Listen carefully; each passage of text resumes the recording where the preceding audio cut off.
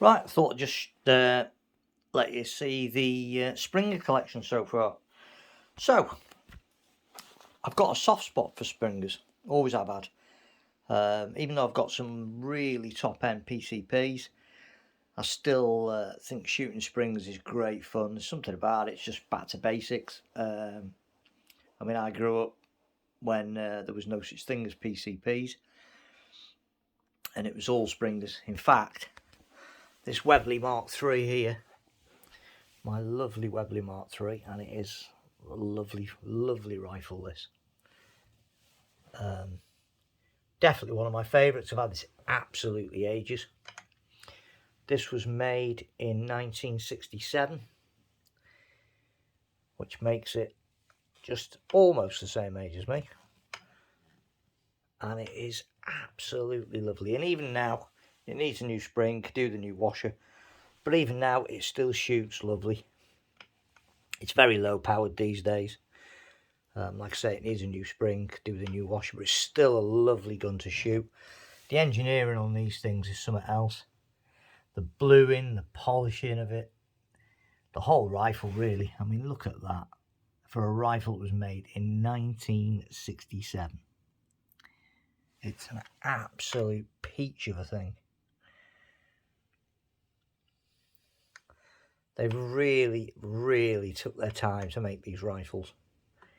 It's just an absolutely beautiful thing. Nice walnut stock. Little Webley badge in the bottom of it.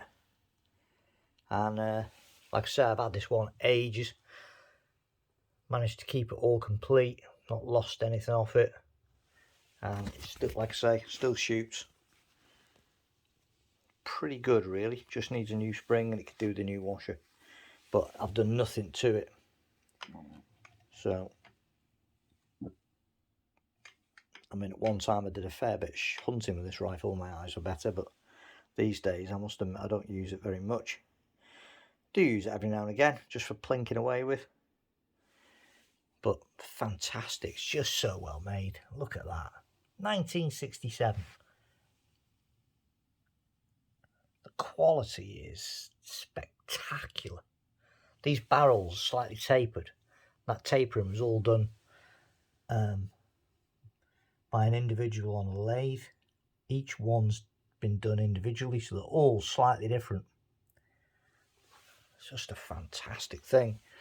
Then we got my other more modern, up-to-date Diana N-Tech, and again another beautiful rifle. This is gas ram, but still break barrel, fairly straightforward. And again another rifle with really nice metal work, very well engineered, and a very, very stylish stock on these things. The stocks are lovely.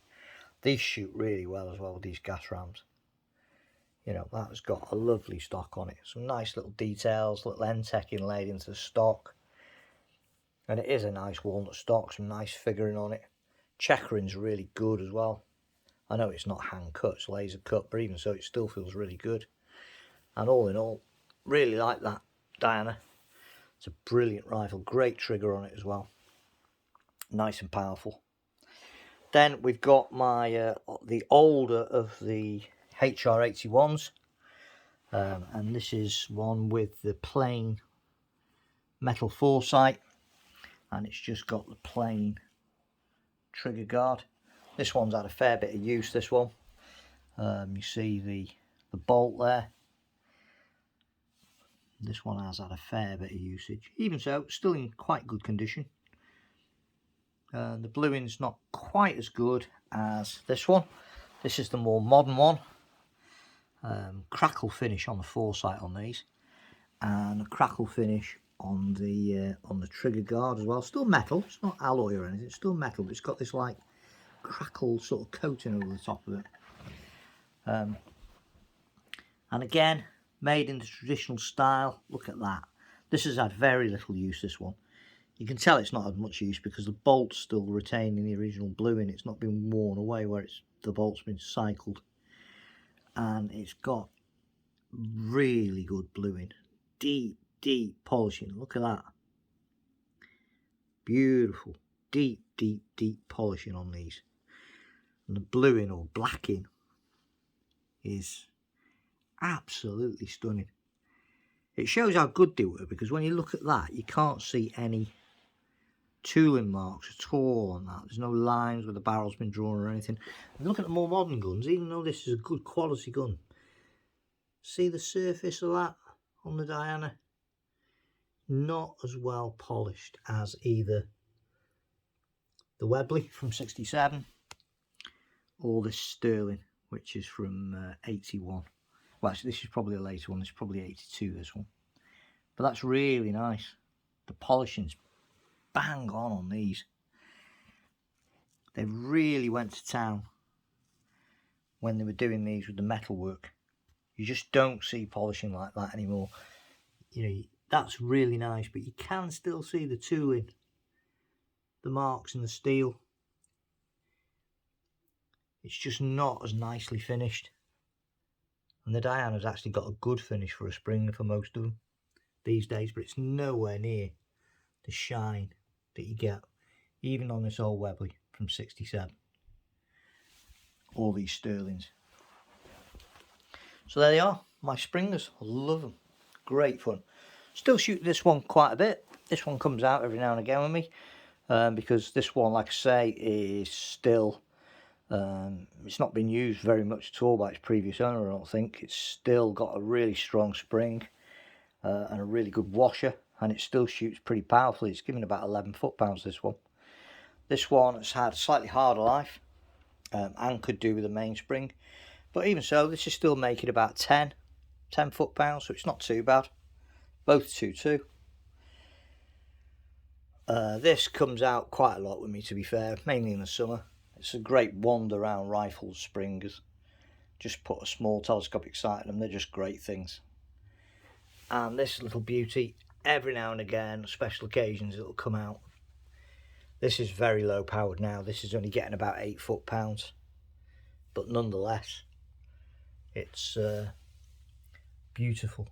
You can still get the spares for these. I could still buy a new spring for it and a new piston washer. They're all available and not very expensive, but I just don't really want to start pulling it apart. It's in such good nick. You know, I don't want to start taking screws out and risk scratching it or anything, because it's a minter, it really is. So there we go. Aren't they beautiful? They really are. They've got a certain air, a certain charm that PCPs don't have. Even though the Sterlings were considered quite ugly, brutal looking rifles at the time, I still think there's something about those two guns. I think it's the way they're made. You just don't see metalwork on an air rifle anymore like that. You rarely see metalwork like that on a shotgun or a proper firearm these days, let alone an air gun.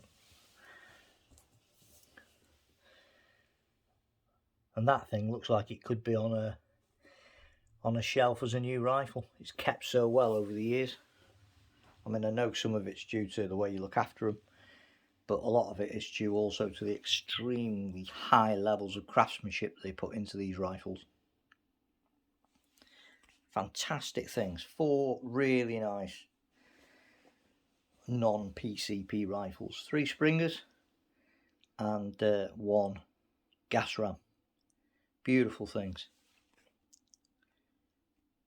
Still well worth shooting. It's great fun taking out something that's this HR81 is brilliant fun, because like I say, it's still shooting about 11 foot-pounds. It's pretty damn accurate as well. I struggle with open sights now, but even I can get reasonable accuracy out of it with the open sights on it. I would like to fit a scope to it at some stage or other, but it's so immaculate, the metalwork on it. With these, when you fit scopes them, sometimes you can scratch the top rails. They're so nicely polished. And to be honest with you, I don't really want to go doing that. And obviously the Webley has no scope rail, so that is purely open sights. Thanks for watching. Hopefully I should have an Air Arms TX200 HC coming soon. So when that arrives, that'll be another Springer another underlever to show you. So I look forward to that, and I'm going to put my discovery scope back on the NTAC as well in the next couple of weeks.